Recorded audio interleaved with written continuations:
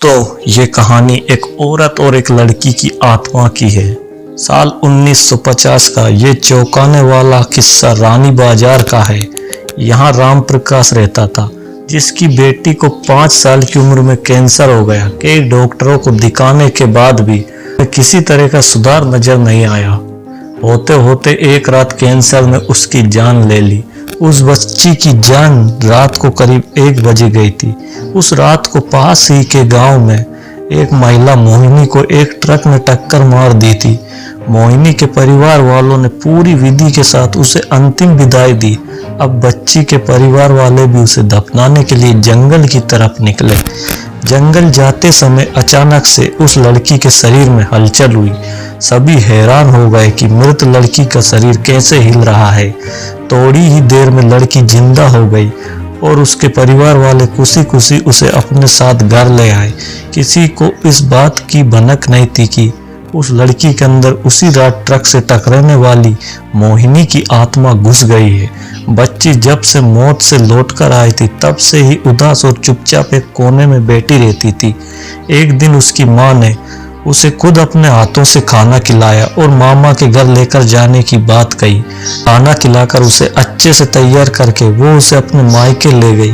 रास्ते में वो बच्ची जैसे ही उस ट्रक के हादसे वाली जगह पहुंची तो उसने अपनी माँ को कहा कि मेरा गांव इधर है। माँ ने उसकी बातों पर बिल्कुल गौर नहीं किया और दोस्तों उस बात को हंसी में टाल दिया। कुछ ही देर में वो अपनी बेटी के मामा यानी अपने भाई के घर पहुंच गई। 1-2 दिन के बाद मामा जी के घर के आसपास ही बच्ची के अंदर घुसी मोहिनी को अपनी पड़ोसन सिमरन दिखी। उसने जोर से उसे नाम से पुकारा। सिमरन ने पलट कर देखा तो एक छोटी बच्ची थी। उसे बड़ी हैरानी हुई कि इस लड़की को मेरा नाम कैसे पता है। तभी मोहिनी ने अपने साथ बीती सारी बातें उसे बता दी।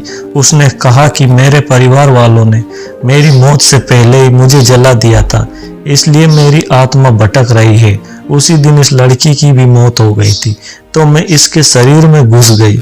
सिमरन ने ये बातें अपने गांव जाकर सबको बता दी। पूरे गांव वाले और उसके रिश्तेदार मोहिनी से मिलने के लिए उसी बच्ची के मामा के घर पहुंच गए। उस लड़की के अंदर रह रही मोहिनी की आत्मा ने सबको एक एक करके पहचान लिया और कुछ देर बातें करने के बाद वो अपने परिवार वालों के साथ अपने घर चली गई। अब उस लड़की की मां ने बच्ची को घर में न देखकर परेशान थी। जब उसे पता चला कि वो कुछ लोगों के साथ दूसरे गांव गई है तो वो उसे बुलाने के लिए चली गई। अपने परिवार के साथ खुश मोहिनी ने वापस आने से मना कर दिया। पास ही के लोगों ने उसे समझाया कि तुम्हें दोनों परिवार के साथ खुशी से रहना चाहिए, इससे सभी को खुशी मिलेगी। तुम किसी एक परिवार को दुखी नहीं कर सकती हो।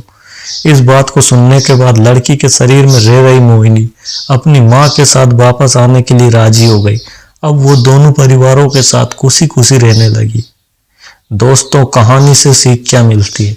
दोस्तों, इस कहानी से सीख मिलती है कि जल्दबाजी में किया गया कार्य अधूरा रह जाता है, इसलिए कोई भी कार्य करने से पहले उसे अच्छे से देख परख लेना चाहिए।